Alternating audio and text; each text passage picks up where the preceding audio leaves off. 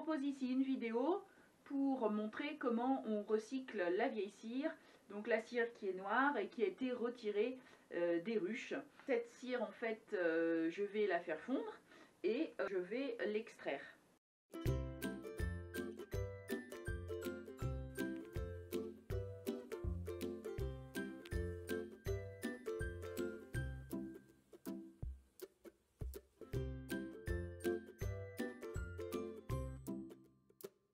Faire fondre de la cire, manipuler de la cire d'une manière générale, ça en fout partout. Et il faut protéger les surfaces sur lesquelles vous allez travailler. Donc là j'ai mis une bâche pour protéger mes machines, hein. Je suis dans ma buanderie ici. Et puis au niveau des habits, il faut mettre des habits qui craignent rien. Si vous avez projection de cire, c'est très compliqué à nettoyer. Alors on peut travailler dehors à condition qu'il n'y ait pas d'abeilles dans le coin. Si vous travaillez de la cire et que vous avez une ruche pas très loin de vous, vous allez voir que toutes les abeilles vont appliquer. Donc en fait, ce travail de cire, soit il se fait l'hiver, quand les ruches sont endormies, soit vous faites ça en intérieur. Donc j'ai ici une vieille cocotte que j'utilise pour ça. Je vais donc remplir à peu près de moitié d'eau.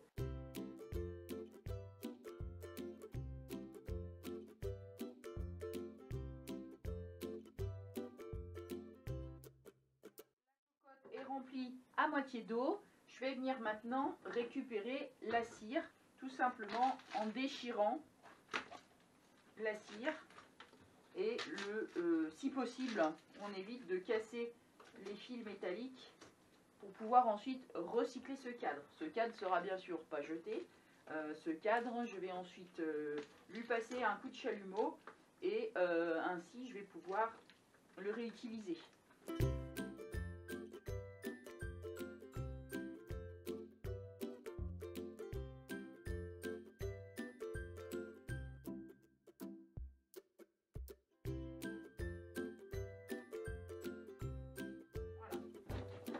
Allez, je vais continuer avec les autres.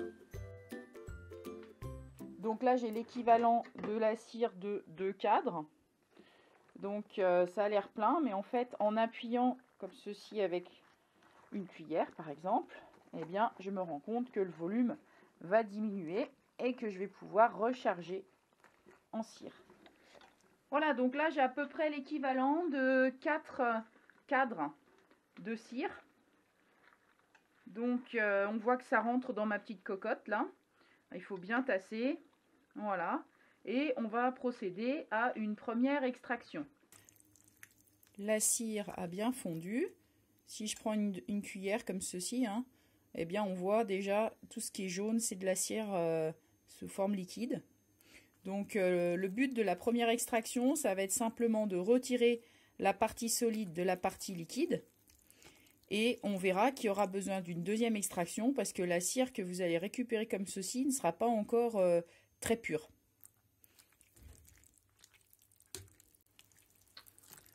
Voilà, donc là je vais venir filtrer ma cire.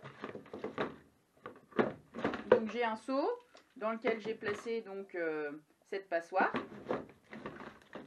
Et donc là attention, hein, prudence parce que c'est vraiment très très chaud. Donc hop. D'où l'intérêt de la protection dessous. Il y a toujours un petit peu qui passe à côté. Alors, hop, là, avec une cuillère, je filtre.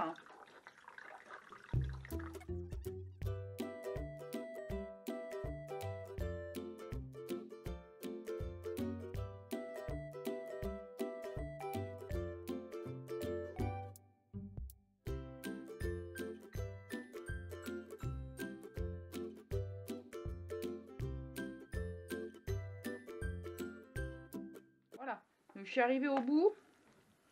Hein, j'ai pressé toute cette partie solide.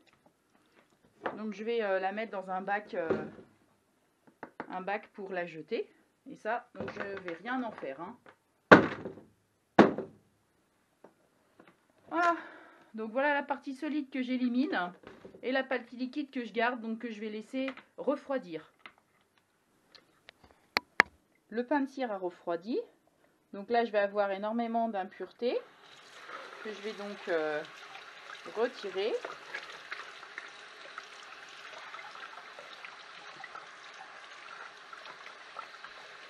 Voilà. Et ce petit pain de cire, en fait, je vais faire une deuxième extraction, parce qu'on voit que la cire, elle est encore pleine d'impuretés. Donc je vais refaire chauffer ce bloc. Voilà, donc là, je vais remettre le pain de cire avec de l'eau. Et je vais faire fondre cette cire. Voilà, donc là, la cire a bien fondu. On voit une pellicule bien jaune qui apparaît donc au niveau de la casserole ici, voilà, qui refroidit immédiatement sur la paroi. Je vais la remettre à fondre. Donc en fait, l'idée, c'est de justement purifier un petit peu mieux la cire qu'on vient de voir qui était très noire, pour avoir une cire beaucoup plus jaune et donc plus jolie. Donc je vais transférer cette cire dans un seau, toujours pareil, mais au lieu d'utiliser en fait une passoire, je vais utiliser un collant ou un bas de femme, un collant comme ça, pour faire passer la cire et la filtrer encore mieux.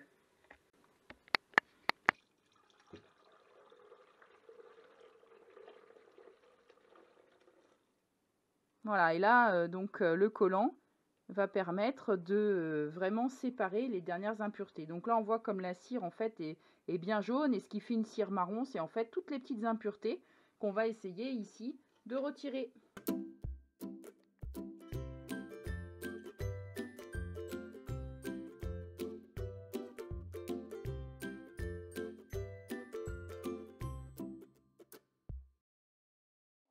Là, la cire a refroidi.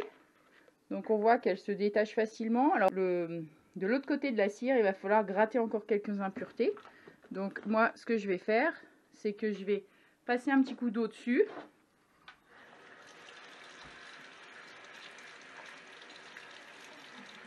Voilà. On voit que les impuretés s'en vont bien.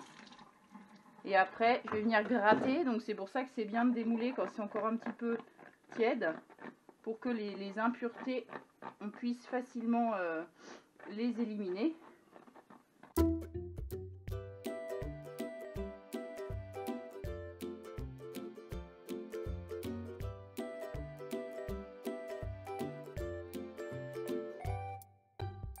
On peut éventuellement faire une troisième extraction de cire. À ce moment-là, ce que je vais faire, c'est que je vais continuer mon extraction des autres cadres. Et tous les pains de cire issus de la deuxième extraction, je les mettrai ensemble. Pareil, même principe avec de l'eau. Je referai fondre la cire et j'aurai un pain de cire surtout beaucoup plus épais. Donc là, ce sera rentable de prendre le temps de nettoyer vraiment ce fond de pain de cire. Là, c'est trop fin pour prendre ce temps et je risque de gâcher trop de cire. Donc voilà, voilà ce qu'on obtient avec 4 cadres de cire très noire. Donc un tout petit peu de cire, hein, c'est pas énorme. Et donc avec cette cire surtout, je ne vais pas la réutiliser pour faire mes amorces de cire. Hein. C'est une vieille cire qui était dans les corps. Par contre, je vais pouvoir faire des bougies avec cette cire. J'espère que vous avez aimé cette vidéo et j'espère vous retrouver bientôt sur ma chaîne.